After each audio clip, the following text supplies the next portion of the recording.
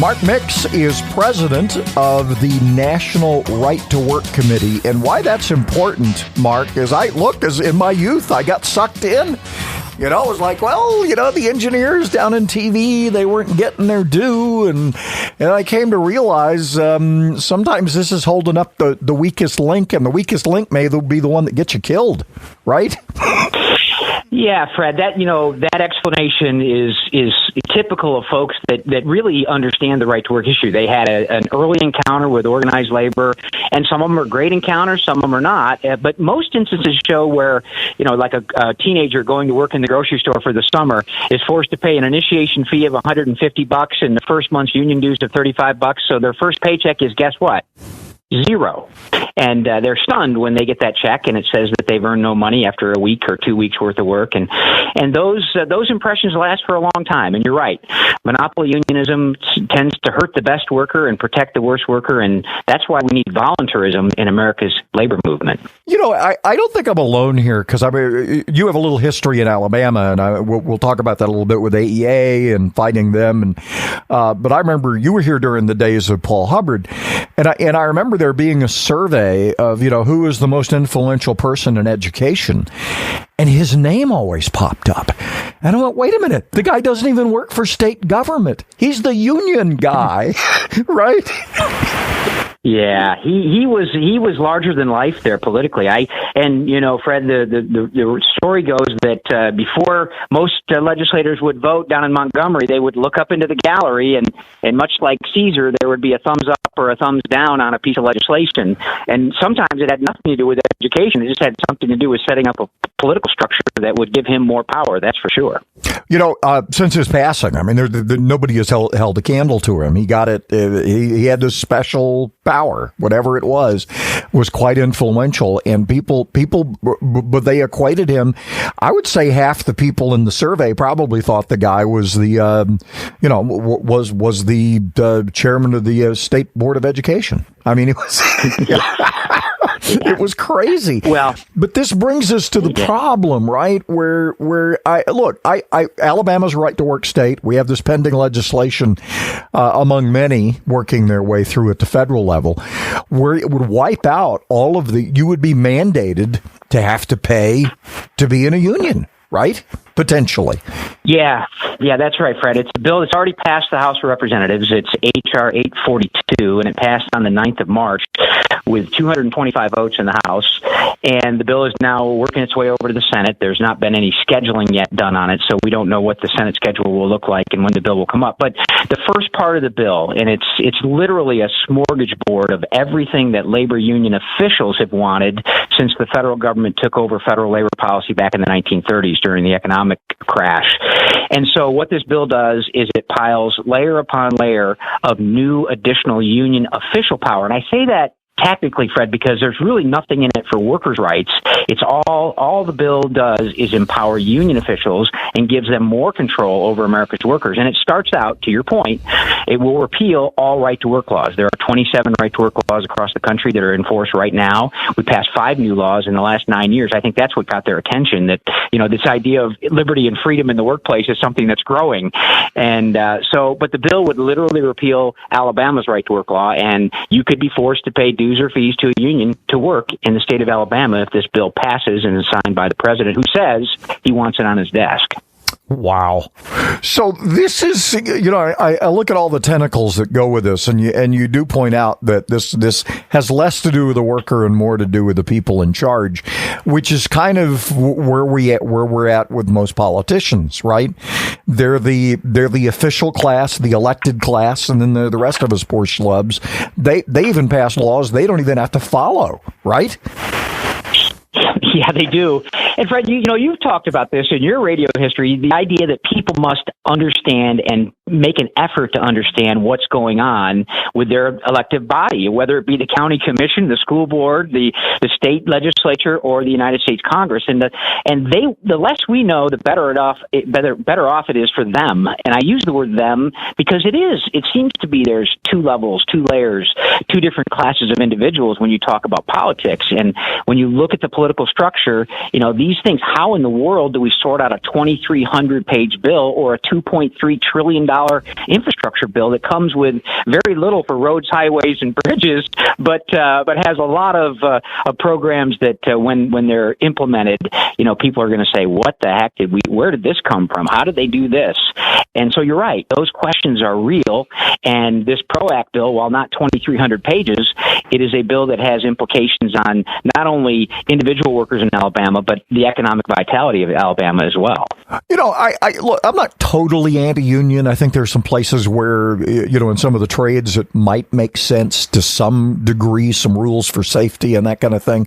But look at the fact that Alabama in particular, we have Honda, Mercedes. We're about to have one of the world's largest combo car plants, Mazda, Toyota. There's a reason those companies are coming south, right?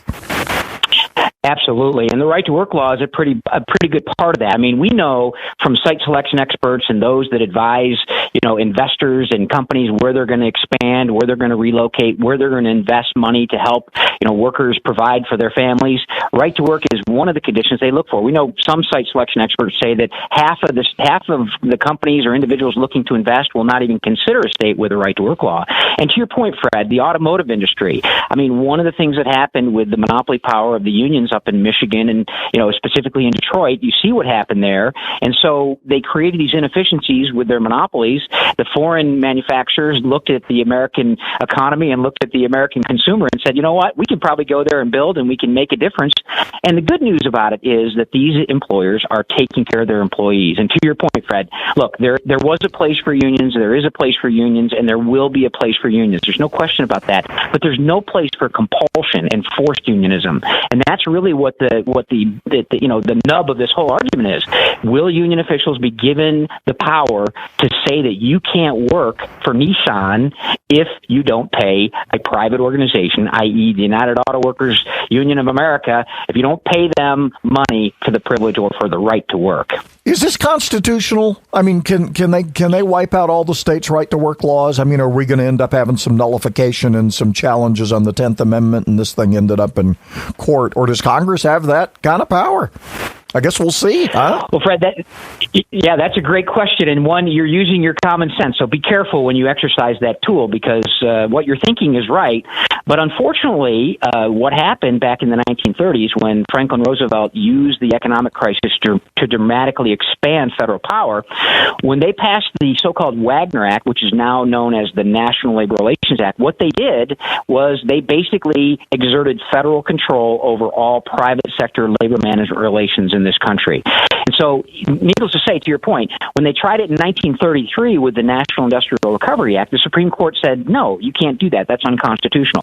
But then Roosevelt was eager to get it done, so he just retooled the bill, sent it back up to the Congress, and then went over to the Supreme Court and told the Supreme Court justices to say, look, you guys are getting old over there, and you probably could use, maybe 6 new justices. We could get up to 15, and you guys know that I have the Congress that will approve this because the Constitution is silent on the number of Supreme Court justices. They just set up the Article III courts, but there's no number. So at that point, the Chief Justice of the Supreme Court switched, and they saved the 9, but the federal government got power over private sector labor management relations. And so from 1937, when the court ruled, to 1947, you might guess the union movement grew dramatically, and they used their power excessively. They went out on strike. At one point in the country, there were over 4 million workers on strike at various times during that interregnum between the 37 and 47. And when Congress came back in 47, they said we went too far. But Fred, as you know, instead of repealing any law, they just tinker with it. They regulate it. They try to fix it. And in 1947, under the Taft-Hartley Act, the federal government bestowed, and I'm using my finger quotes here, the privilege of a state to pass a right-to-work law which preempts federal law. That's the one instance. Well, I'm sure there's a couple others, but in this one, primarily, the federal law says, okay, if you can, by affirmative vote, outlaw the closed shop. We'll let you do that. You'll still be governed by the National Labor Relations Act, but you can do this as a state or a territory. So what they have giveth, they can taketh away, Fred, and that's what they're planning to do with this bill, is take away that ability for states to pass it. And, you'd think nullification or states' rights in the 9th and 10th Amendment would have something to say, but that's a ship that's left the dock already when it comes to basically the 1947 Taft-Hartley Act and what Congress did there. It's interesting because FDR was, if I recall reading as much as he brought us a lot of the socialism we're dealing with today, was not in favor of federal or government unions because he knew, right? But that seems to be the largest growing sector, is you have the very people who can exert the political power and fire their bosses. I don't think he knew that, right? And that's where we are with all these government unions now, right? Yeah, absolutely. In fact, I think the history books say that he was asked by a union official, say, why don't we just take care of this in the public sector as well? And Roosevelt said, it's unthinkable that we would unionize the government. He understood, at least, we want to believe that he understood that in the private sector, at least, there were substitute goods. The idea that a labor union official that calls a strike at company A understands that company B may be in the same market, and that the more demands they make or the longer they hold out, the greater the possibility that company A shrinks, company B grows because there is a substitute. And I think, if I can get inside of Franklin Roosevelt's head just for a minute, that he understood that government, by definition, was a monopoly. It's the one institution that we give the ability to force. We give them the power of force. But there's also, and this is somewhat kind of silly to say these days, but they were providing necessary services that were not available in the public or in the private sector. So, this notion that you would give power to a private organization, you give them power above the citizenship, the ability to redress their government, and put them in between, taxpayers, voters, and citizens and their government, was something that he even couldn't contemplate. And so today, to your point, though, Fred, we have more government union members in America today than we have private sector union members. It is incredible. And then along comes Ronald Reagan, and he fires all the air traffic controllers, and that nobody planned for that one. Good Lord. Yeah. Well, yeah, it's interesting. Reagan always gets blamed for, the so-called union busting movement. But when you look at the history of what happened there, and, it is illegal to strike against the federal government. It's illegal. It's statutorily illegal. And so when the air traffic controllers went out on strike to try to challenge Reagan to see just what kind of mettle he had, he basically informed them. He said, look, it's against the law what you're doing. You're breaking the law. You have 24 hours to return to work. If you don't, then the statute says that we will replace you. You'll be fired. And so he basically did what the law said at that point. And somehow, the history books now say that, he was the ultimate union buster. And frankly, if by enforcing the law you get that moniker, boy, that's a scary scenario. But he's, when you think about the public sector, back to your point, that's really where the growth is. And that's where the final frontier is for organized labor, is the government sector. Because, and I think you were intimating this, is that, that's the one place where the bottom line really doesn't matter. They just, increased costs mean increased taxes, I guess. Good Lord. All right. I always like to get to try to end this on a positive note and kind of get us to where we go from here. More on this legislation that has passed the House, going to the Senate. Who knows what the Senate's going to do with the filibuster and everything else. Mark Mix is president of the National Right to Work Committee. We'll chat some more coming up. Did you know almost anything you can find at Stanley's is available as a salad or as a gluten-free wrap? Just ask. The meatball, ham and Swiss, steak kebab, steak combo, turkey, tuna, Italian cold cuts, the kitchen sink. Plus, that Stanley's tradition extends to vegetarian. Just taste it. Huntsville's original sub is Stanley's Sub Villas, Jordan Lane and Holmes Avenue, and Governor's Drive just west of First Baptist Church. Like Stanley's on Facebook and receive special offers. Mark Mix is president of the National Right to Work Committee and National Right to Work Committee. You know what that means, right? You have a right to work without having to pay somebody else for the privilege. But that might be short-lived. How possible is it? Obviously, this thing is out of the House because the House has gone nuts and it's passing everything. Mark, this gets to the Senate and it's who knows, right? It's anybody's bet. Yeah, absolutely. I think if they operate under the current rules, Fred, if they operate under the rules of the Senate that have been in place for a century, then it's going to be very difficult for union officials here in D.C. or even the executive branch to lobby enough senators to get past the extended debate, otherwise known as the filibuster. I mean, it's interesting. I forget what the number was under the last Senate when Mitch McConnell was in charge. Chuck Schumer used the filibuster, I don't know, regularly to stop legislation that would have gotten through otherwise. But now that they're in power and have the 50-50 split in the Senate with the tie vote coming from Kamala Harris, they're interested in ramming their agenda through. And the one thing that stops them is the rules that they've used in the past to stop things they dislike. So if they change the rules and they eliminate the filibuster in the Senate debate, and the Senate becomes like the House, just this passionate body where the people argue and fight with each other instead of the institution where the passions of America cool, i.e. the Senate, then it's, anybody's guess what happens. Schumer has indicated that if they get to 50 co-sponsors on the bill in the Senate, which they currently have 45, if they get to 50, he will bring the bill to the floor for a vote. So I think Schumer is calculating politically, right now he knows that this is a very difficult vote for some of the members of his caucus.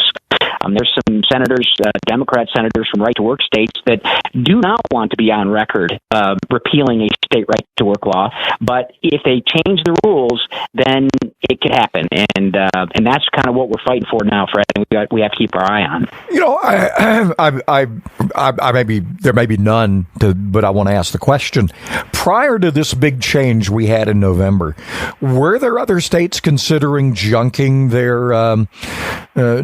their existing relationship and moving into the right to work column? Was that a trend that was continuing?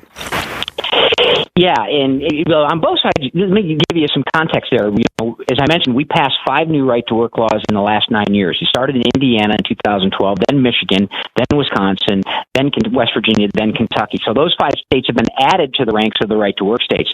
The states that have had right-to-work, no state has repealed it except for Louisiana, and they got it back in 1976. In Missouri, we passed a right-to-work law through the legislature, but before it went into effect, the union officials got a referendum up, and so the right-to-work law was never in effect in Missouri, but we were unable to win at the ballot box in the August of whatever it was, 2019, I guess. But no state that's had a right-to-work law on the books has ever repealed it in that sense, other than Louisiana, which got it back. So, it's not like there's politicians out there at the state level that are standing up, beating their chest and saying, we must force workers to pay union dues to keep their jobs. That it's, the fact that the federal government imposes it on the states is really the most the comfortable situation for union officials, because there's no law on the books in California or New York or Connecticut or New Jersey that says you must pay union dues in the private sector to work. That's the imposition of the federal power imposed on the states going back to 1935 that we talked about in the first segment. So, there are some legislators that put in repeals. I mean, I don't think Alabama's had a repeal bill in, although we had to dust up with Paul Hubbard and the AEA back in the 90s. I was there personally, fighting to free teachers from a kind of a compulsory political contribution that Hubbard schemed up with the legislature. But no, I mean, there's not a lot of people beating their chest as saying we're for forced unionism. They just kind of, whistle past the graveyard and say, well, the federal government imposes it, so we'll leave it alone. It's interesting, the epiphanies. One just hit me. I remember this would have been back toward the end of his career and his life as well, when Hubbard was, there were some teachers that had a real grievance up here in Huntsville. I can't remember if it was the Huntsville system or the Madison County system. I want to say it was the Huntsville system. But anyway, he wouldn't come because he was in Tuscaloosa because the union bus drivers, there were more of them than there were the teachers up here. And it dawned on me, this isn't about education, it's about members, right? And then it started clicking for me. Yeah, that's right. Well, it's interesting. The one rare moment of candor that we kind of share when people bring that point up is Albert Shanker was the president of the American Federation of Teachers, which is affiliated with the AFL-CIO. And in a rare moment of candor, he was being interviewed by some editorial board somewhere, and he was kind of confronted with the question that you just posed, and what's this all about? And what about the children? And Shanker said, well, when the children start paying union dues, we'll start representing children. So that kind of ties it up with a nice bow. Yeah, no kidding. It hits you square between the eyes, actually. All right, so where do we go from here? Obviously, if this gets through the Senate, I guess we have a lot of foreign companies. I mean, they already have the infrastructure here. Do we see a rollback of some sort? What happens? Because we have a federal government that's spending like crazy. And then on the other end, it's going to be mandated that you pay people this, whether you can afford it or not. That's not a really good formula for success for anybody, is it? No, not at all. And I mean, you couple the PRO-Act powers, the things that are in this so-called PRO-Act, and then you take, increasing taxes and, these kind of basic economic issues. And that you hope that people in this administration understand that if it costs less to do business, to produce things somewhere else, businesses will do that. And that's not bad. That's not good. That's just the way it is, in the sense of people are willing to risk capital to make a profit. And let's put that right out there, but also to provide services and provide goods to a customer base that demands it. And so when you start increasing regulation, increase costs, you start mandating wages, you start mandating, unionization through whatever means, and there's several things in this bill that would actually basically put the federal government in a position to say, yeah, you're going to be unionized whether you like it or not. And then you understand, why companies have gone offshore, why they're taking jobs to different countries. And, I think over the last 4 years, some of that manufacturing, that kind of reshoring was occurring because the climate was getting better.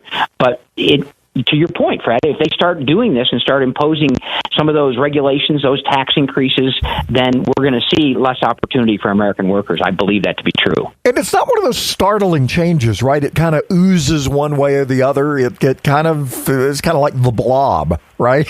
Just kind of moves very slowly, right?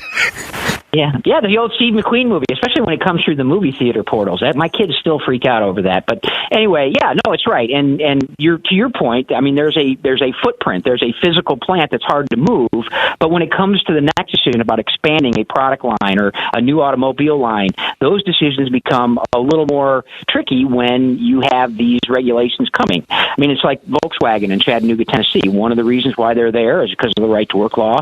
And now they're going to build their electric vehicle there. They're building their crossover there. They started out building just the Passat model, but they're building more because this became an environment where they could operate and they could provide opportunities for workers in that area, just like the car companies that you mentioned in Alabama. It's the same thing. But yeah, the next decision to make about expanding here or somewhere else gets a little more dicey when you start adding these regulations and these mandates from the government. It's interesting you mentioned Volkswagen. The reason I think we have Mazda Toyota is because we didn't get Volkswagen. I went to Chattanooga, and that prepared these people for fixing things up a little better and making this happen. But aside from that, we have a Toyota engine plant here that I think is will just finished their fourth expansion. I mean, they make like about a third of the Toyota engines here in North Huntsville, which is pretty incredible. And it's all Toyota has managed. I get you would know this. Are they pretty much non-union everywhere because they're the benefits and how much they take care of their employees seems to temper that, doesn't it? Indeed, and I think Toyota is non-union, and they've had attempts to unionize those people. But Huntsville is a great example. Huntsville, the Alabama density, the union density in Alabama is higher than some states that don't have right-to-work laws. And so the idea that a right-to-work state prohibits union organization of any kind is just. It's just not true. The left, the regressive left, would have you believe that that you can't do that and you're punished for it. But the federal statute says that workers can organize anywhere they want. But to your point, Toyota, Nissan, Mercedes-Benz, Volkswagen, the tire companies. I mean, I think South Carolina now is the world leader in tire manufacturing anywhere. I mean.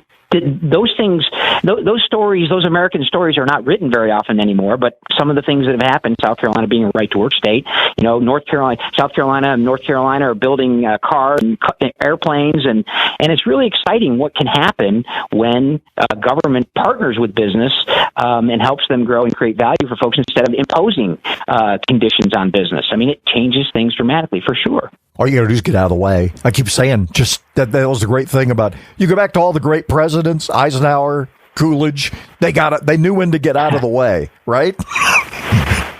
I think that's right. Coolidge, particularly. I've been studying a little bit about him now recently, Fred. That was a very interesting presidency for sure. I mean, that era, the Coolidge, Hoover, Roosevelt era, is kind of an interesting part of time about the kind of dichotomy of the involvement level of the presidents through those three or those four during that period of time. Boy, because we got all three flavors for that one for sure. And but we did get the Roaring 20s, which we're hoping we'll get another Roaring 20s. I don't know. We'll see how it goes. Anyway, if people want to follow what you guys are doing, want to get involved, how do they find out more about the National Right to Work Committee, and how do they find you? Well, of course, we're on the amazing internet at nrtwc.org. That's the committee's website. If they have questions about their workplace rights, or they have concerns about something that's happening in their workplace vis-a-vis unionization, they can find information about those rights on our National Right to Work Legal Defense Foundation. We have 21 staff lawyers that provide free legal aid to workers all across the country. We've taken 18 of our cases to the U.S. Supreme Court on behalf of individual workers, and we're glad to help them and answer questions. So they can go to nrtw.org and find out information about their workplace rights. All right. And again, so it's two different places, right? The committee one, and where nrtw.org will get you to everything, right? Pretty much. That'll get you to everything. Yeah, you can find links, but the NRTW specifically is the Legal Defense Foundation. NRTWC is the committee where the legislative work is being done, and you can track legislation in Alabama or in Washington, D.C. from that.